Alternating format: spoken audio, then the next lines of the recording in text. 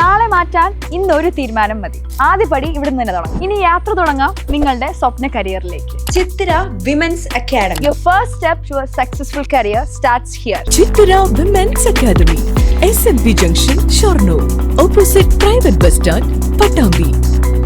ഒറ്റപ്പാലം നഗരസഭയിലെ 23-ാം വാർഡിലെ റോഡ്, കുടിവെള്ളം തുടങ്ങിയ പ്രശ്നങ്ങൾ പരിഹരിക്കാൻ സാധിച്ചതായി വാർഡ് കൗൺസിലർ ഗോപൻ.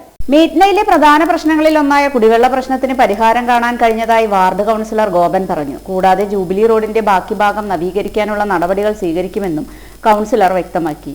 ഇനി 3 റോഡുകൾ കൂടിയാണ് നമുക്ക് മെയിനായിട്ടുള്ള 3 റോഡുകളാണ് നമ്മുടെ മുമ്പിൽ റീടാറിങ്ങിനായിട്ട് കിടക്കുന്നത്. നിലവിൽ 4 വർഷക്കാലത്തെ നമ്മുടെ പ്രവർത്തനത്തിൻ്റെ ഭാഗമായി തന്നെ ഇത്രയും റോഡുകൾ നമുക്ക് കഴിഞ്ഞതുകൊണ്ട് തന്നെ ഈ വർഷം വരുന്ന മുഴുവൻ തുകകളും നമുക്ക് പുതിയ റോഡുകൾ നിർമ്മിക്കുന്നതിലേക്ക് ആവശ്യമായി ഫണ്ട് നീക്കി വെക്കേണ്ടതില്ലാത്തത് കൊണ്ട് തന്നെ അതിൻ്റെ വർക്കുകൾ നമ്മൾ ജൂബിലി റോഡിലേക്ക് വെക്കാനാണ് ഇപ്പോൾ തീരുമാനിച്ചിട്ടുള്ളത്. ജൂബിലി റോഡിൻ്റെ അവസ്ഥ വളരെ പരിതാപകരമാണ്. 1.5 കിലോമീറ്ററോളം ദൂരം വലിയ പ്രയാസങ്ങളാണ്. അതൊരിക്കലും വാർഡിലെ ഒരു കൗൺസിലറുടെ ഫണ്ട് ഉപയോഗപ്പെടുത്തിക്കൊണ്ട് അത് നേരെയാക്കാൻ സാധിക്കില്ല എന്നുള്ളത് ഇവിടുത്തെ ഏത് കൊച്ചുകുട്ടിക്കും അറിയാം.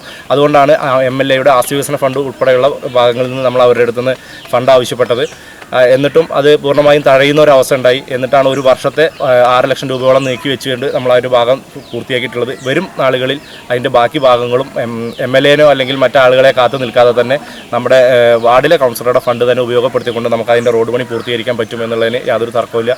ആ മേഖല കടന്നു പോയി കഴിഞ്ഞാൽ നമുക്ക് റോഡിൽ പാടത്തിൻ്റെ ഭാഗത്ത് മാത്രമാണ് ചെറിയൊരു പ്രശ്നമുള്ളത്. അവിടെ വെള്ളം കെട്ടി നിൽക്കുന്ന പ്രോപ്പറായിട്ടൊരു ഡ്രൈൻ ഇല്ലാത്തതുകൊണ്ട് ഈ വെള്ളം മുഴുവൻ കുത്തിയൊലിച്ച് പോയിട്ട് അവിടെ വലിയ പ്രയാസങ്ങൾ ഉണ്ടാകുന്നുണ്ട്. അതിനൊരു പദ്ധതി നമ്മളിപ്പോൾ നിലവിൽ രൂപീകരിച്ചിട്ടുണ്ട്. ഇവിടെ പോകുന്ന നിലവിലെ ട്രെയിന് റോഡിലേക്ക് വെള്ളം കയറുന്നു എന്നുള്ള പരാതി പരിഹരിക്കുന്നതിന് ആവശ്യമായിട്ട് ജൂബിലി റോഡിൻ്റെ പാടം ഭാഗത്ത് സൈഡിൽ കൂടെ തന്നെ ഒരു ഡ്രൈന് നിർമ്മിച്ച് തൊട്ടപ്പുറത്തെ തോടിലേക്ക് ആ വെള്ളത്തിനെ സുഗമമായ ഒരു ഒഴുക്ക് ആക്കി വിടാനുള്ള ഒരു തീരുമാനത്തിലേക്കും അതിൻ്റെ ഒരു പദ്ധതി തയ്യാറാക്കി വെച്ചിട്ടുണ്ട്.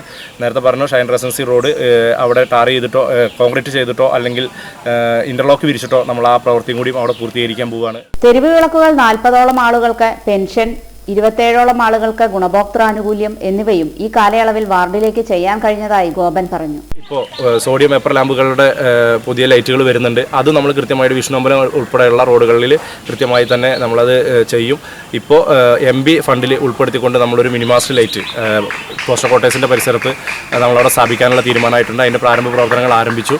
അതുപോലെ തന്നെ ഈ നാടിൻ്റെ കൂട്ടായ്മയിൽ എനിക്ക് ഏറ്റവും അഭിമാനത്തോടെ പറയാൻ പറ്റുന്നത് ഈ നാടിൻ്റെ ഒരു കൂട്ടായ്മയിൽ മീറ്റ്ന ഹെൽത്ത് സെൻ്ററിലേക്ക് ഞങ്ങൾക്കൊരു 7 വാർഡിനേക്ക് ഉപകാരപ്പെടുന്ന ഒരു 10,70,000 രൂപയ്ക്ക് മുകളിലുള്ള മെഡിക്കൽ എക്യുപ്മെൻറ്റ്സ് എല്ലാ രോഗികളും പാലിയേറ്റീവ് രോഗികൾക്ക് ഉൾപ്പെടെ ഉപയോഗിക്കാൻ പറ്റുന്നത് ഈ നാട്ടിലെ ആളുകളുടെ സഹകരണത്തോടെ നമുക്ക് അത് ചെയ്തു കൊടുക്കാൻ പറ്റിയിട്ടുണ്ട് എന്നുള്ളത് വളരെ അഭിമാനത്തോടെ പറയുകയാണ്.